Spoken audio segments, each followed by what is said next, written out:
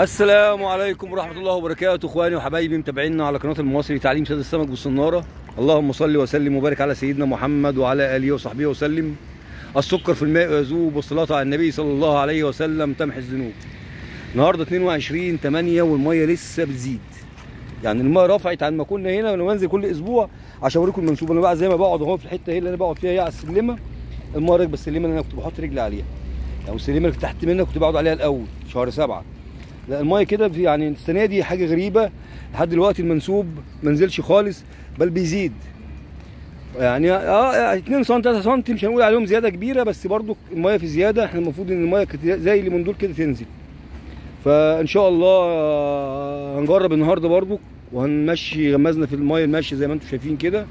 الناس اللي بتتكلم ازاي بثبت الغماز في المايه الماشيه، الغماز احنا ما بنثبتوش، احنا بنسرح في المايه، بنخليه يمشي واحده واحده على قد ما نقدر نتحكم فيه عن طريق الغماز اللي معاك، تقل الغماز اللي معاك. اذا كان 5 بيلي، اذا كان 6 بيلي، اقل من كده هيعوم وتيجي تحجز عليه، بص تلاقي الرصاص طلع لفوق بالسنار. فعشان كده احنا بنقول ايه، غماز تقيل شويه، يعني ما لا تقيل قوي ولا هو خفيف قوي، الوسط. لو ما اشد من كده لا هنتقل الغماز تاني. طب افرض ما فيش غماز صغير، لا بنركب 2 على بعضيهم. هبقى اوريكم ازاي، احنا كنا عملت فيديو قبل كده ازاي بركب غمازين على بعضيهم، نبقى نعمله تاني. بس انا جاي لمحمود بيقول انا جبت السنار كويس. افتحه كده يا محمود على ايدك، عايزين نشوف السنار ده.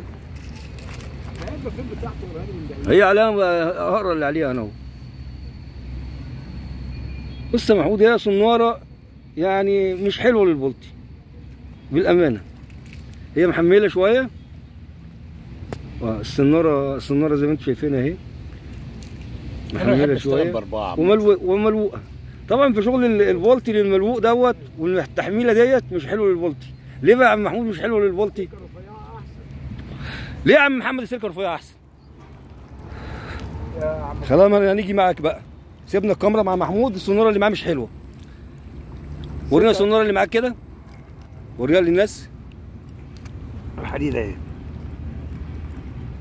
لا كويسه السناره دي، كويسه. انا شايفها كويسه دي يا ابو. السناره دي كويسه. هقول لك ليه عيبها ايه، وهنتكلم مع بعضينا، هندردش مع بعضنا عشان الناس تستفاد، او لو احنا برضو غلط الناس تصلح لنا. السلكه المحمله يا عم محمود اول حاجه فيها بتطرم بسرعه. طب حاجه التطريمه ما ينفعش. حاجه دي اول حاجه ماشي. السلكه الرفيعه اول حاجه طعميتك فيها سهله. تاني حاجه لما السمك بياخدها من غير ما يحس بيها كمان. ماشي. وايه تاني؟ وتشيل ايدك عليه يبقى معاك، تشكه في ثانيه. بتشكه بسرعه. السناره الشكه الحديده الرفيعه تشك السمك بسرعه. لكن الحديده المحمله لو فيها اي حاجه ممكن السمك تيجي تضربه، تكون تخزن في بقه سنه، يروح فاتح بقه، تروح من بقه، يروح رايح. مع محمد حلل تحليل، وانا هقول برضه بعض تعقيبات. انت رايك يا محمود؟ انا دي عشان بعرف اطعمها، عشان نظري ضعيف. السناره المحمله بس ليه جبتها ملوقه؟ طيب ليه ما جبتهاش عدله؟ ما لقيتش عنده عدل 4.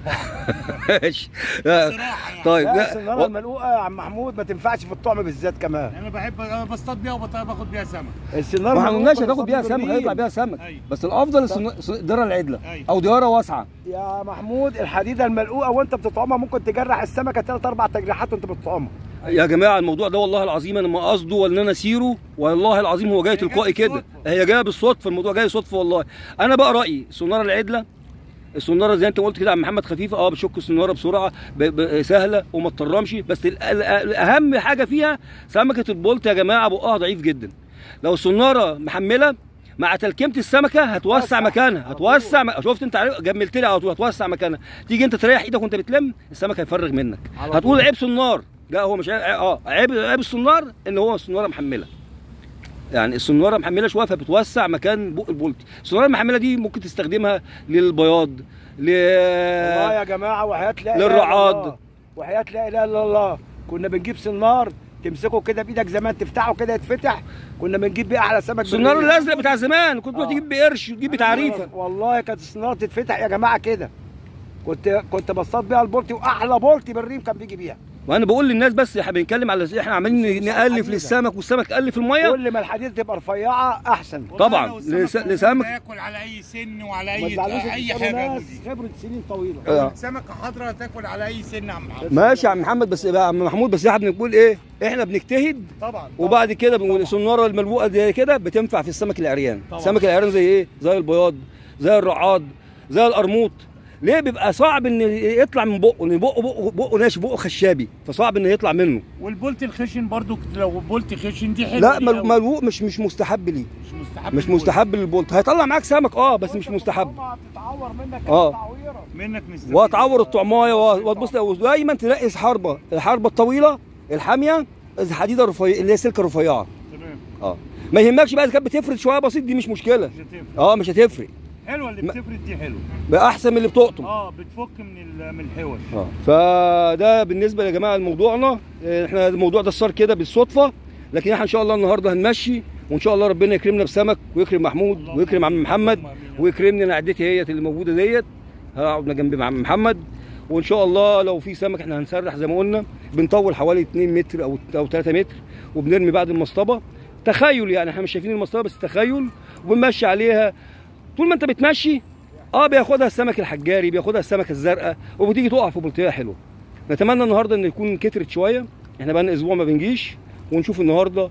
احنا قاعدين هنا في حلوان في مشتل، وربنا المعين يا رب، ويرزق الجميع يا رب. تحياتي ليكم، واشوفكم ان شاء الله بقى بالليل مع ان شاء الله مع الصيد باذن الله. على فكره السونار اللي جايبها محمود الاسد هي نوع كويس، الاسد ده معروف يعني شركه محترمه، لكن هي الاختلاف هي على اللوقه. لا السونار اللي معاه ده ينفع في الحداف، ينفع في منها العدل بتاعها ممتاز، بس برضو ننقي السلكه الرفيعه، السلكه المحمله ديت في البولتي مش مستحبه. هات الفوسفور ده يا عم محمد، خد يا عم محمد الفوسفور اهي. الله يخليك. ماشي، اروح اظبط عديتي انا بقى. لا محمد اعزائي وحبايبنا الحلوين، وهو النهارده والله ما حد خد ديل، يعني الفيلا ما اتضربتش غير على السمك الرفيع بس. خدت حاجه يا عم محمد؟ خدت حاجه يا محمود؟